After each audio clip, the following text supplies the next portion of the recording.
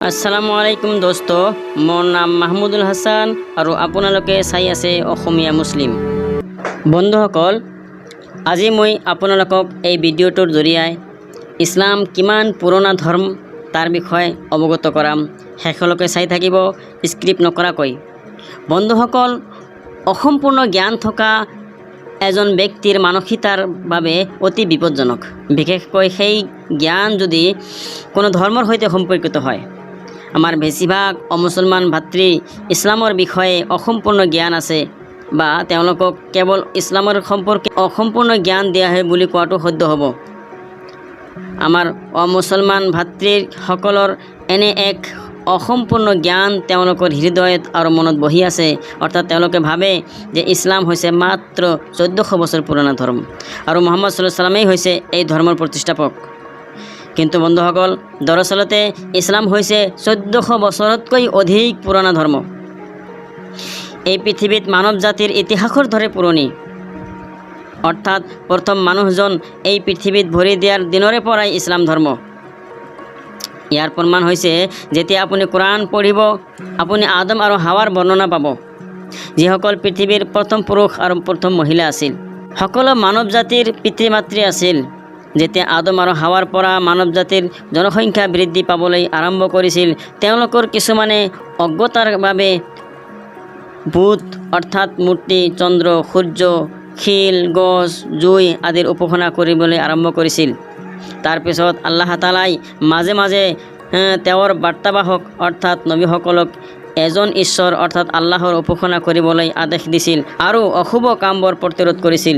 প্ৰতিজন নবীয়েই কোনো নিৰ্দিষ্ট বসতি বা গাঁও বা চহৰৰ লোকসকলৰ ওচৰলৈ আহিছিল আৰু এই প্ৰক্ৰিয়া হাজাৰ হাজাৰ লাখ লাখ বছৰ ধৰি চলিছিল। এনেকৈ আল্লাহ তাআলাই আদম আলাইহিছ সালামৰ পৰা মুহাম্মদ সাল্লাল্লাহু আলাইহি সাল্লামলৈকে প্ৰায় 1,24,000 নবীসকলক এই পৃথিৱীলৈ পঠিয়াইছিল, যাৰ ভিতৰত কোৰাণত 25 জন নবীৰ নামো আছে। বন্ধুসকল, ইছলাম হৈছে পৃথিৱীৰ আটাইতকৈ পুৰণি ধৰ্ম। ইয়াৰ প্ৰমাণ চাওক। আজিৰ পৰা প্ৰায় 10,000 বছৰ আগতে এই পৃথিৱীলৈ অহা পয়গম্বৰ ইব্ৰাহিম আলাইহিছ সালামৰ কথা কোৰাণত উল্লেখ আছে। কোৰাণত নবী নূহ আলাইহিছ সালামৰ কথাও উল্লেখ কৰা হৈছে আৰু বহুতো নবীসকলৰ কথা উল্লেখ কৰা হৈছে। নূহ আলাইহিছ সালামৰ কথাও উল্লেখ কৰা হৈছে, যিসকলে আজিৰ পৰা প্ৰায় 5,000 বছৰ আগতে এই পৃথিৱীলৈ আহিছিল। এই নবীসকলৰ হাজাৰ হাজাৰ বছৰ আগতে আৰু বহুতো নবীসকল আহিছিল। মুহাম্মদ সাল্লাল্লাহু আলাইহি সাল্লামৰ বিষয়ে ক'বলৈ গ'লে তেওঁ আছিল শেষ নবী আৰু মুহাম্মদ সাল্লাল্লাহু আলাইহি সাল্লামে অনা বাৰ্তা আৰু সকলো নবী অনা বাৰ্তা একেই আছিল, সেয়া অৰ্থাৎ এজন ঈশ্বৰৰ উপাসনা কৰাৰ বাৰ্তা।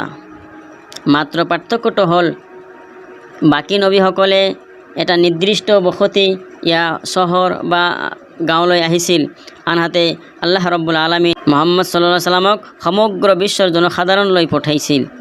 বন্ধুসকল, আপুনি জানি আচৰিত হ'ব যে খ্ৰীষ্টান আৰু ইহুদীসকলেও মুছলমান আছিল, কিন্তু তেওঁলোকে পয়গম্বৰ ঈসা আৰু পয়গম্বৰ মুছাক ঈশ্বৰৰ পুত্ৰ হিচাপে বিবেচনা কৰিবলৈ আৰম্ভ কৰিছিল, যাৰ বাবে এই লোকসকলক ইছলামৰ পৰা প্ৰত্যাখ্যান কৰা হৈছিল।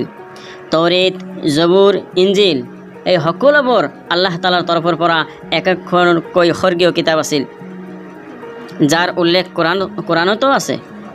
কিন্তু এই লোকসকলে তেওঁলোকৰ লাভৰ বাবে সেই কিতাপবোৰত পৰিৱৰ্তন আনিছিল আৰু আল্লাহ তাআলাৰ বাহিৰে তেওঁলোকে নিজৰ ইচ্ছা অনুসৰি বিভিন্ন ঈশ্বৰৰ উপাসনা কৰা আৰম্ভ কৰিছিল, যাৰ বাবে আল্লাহ তাআলাই তেওঁৰ শেষ নবী মুহাম্মদ সাল্লাল্লাহু আলাইহি সাল্লামক পৃথিৱীলৈ পঠিয়াইছিল আৰু কোৰাণ ৰূপত এখন আকাশী কিতাপ দিছিল, যাতে আল্লাহ তাআলাৰ ধৰ্মত খ্ৰীষ্টান আৰু ইহুদীসকলে যিবোৰ বিভাজন সৃষ্টি কৰিছিল তাক সংশোধন কৰিব পাৰি। বন্ধুসকল, ইছলাম পৃথিৱীৰ আটাইতকৈ পুৰণি ধৰ্ম হোৱাৰ আন এটা প্ৰমাণ হৈছে কোৰাণত এনে সম্প্ৰদায়ৰ কথা উল্লেখ কৰা হৈছে যিসকলক আল্লাহ তাআলাই তেওঁলোকৰ পাপৰ বাবে ধ্বংস কৰিছিল আৰু এই সম্প্ৰদায়বোৰে মুহাম্মদ সাল্লাল্লাহু আলাইহি সাল্লামৰ পৃথিৱীলৈ অহাৰ হাজাৰ হাজাৰ বছৰ আগতে পাৰ হৈ গৈছিল। কোৰাণত